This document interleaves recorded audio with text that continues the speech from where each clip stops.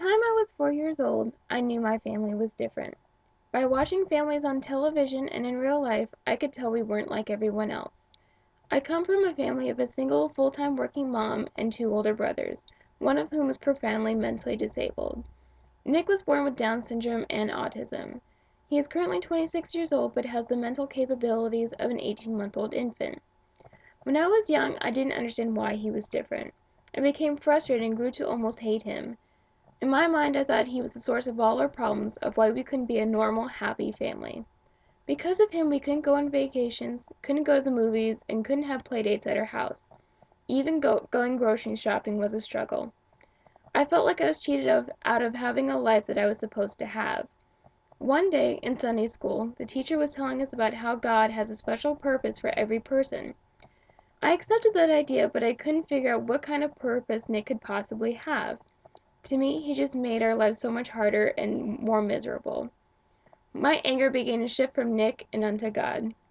I blamed God for creating Nick the way he was, and I blamed him for all of our problems. I just couldn't understand why God would ever deliberately create someone like that. It wasn't until my mom told me a very interesting story that I finally understood.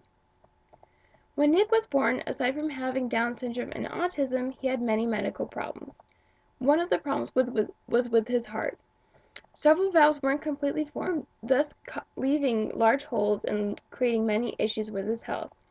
The only option was to operate, but because of his suppressed immune system, there was a huge risk that he wouldn't even survive the operation.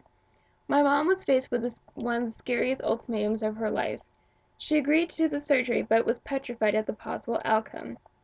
A few days before the scheduled operation, my mom knelt beside his crib and begged God to heal his heart so that he wouldn't have to go through the surgery. During the last visit before the surgery, the doctor was doing a final ultrasound of his heart. To his shock, Nick's heart was 100% perfect. No holes, no damage, nothing. There is no other explanation other than it was God who had healed his heart.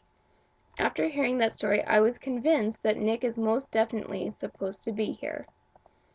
As I've grown up, I believe Nick's purpose on this earth has been unfolding in front of me. He has taught me so many things. He has taught me love, patience, and faith. I know that I would not be the person I am today without God putting him into my life. Although some may think that people with disabilities are a burden to society and that they have no real purpose, I believe that God has a purpose for everyone, including people with disabilities. Everyone that is on earth is here for a very special reason, even if they don't know it yet.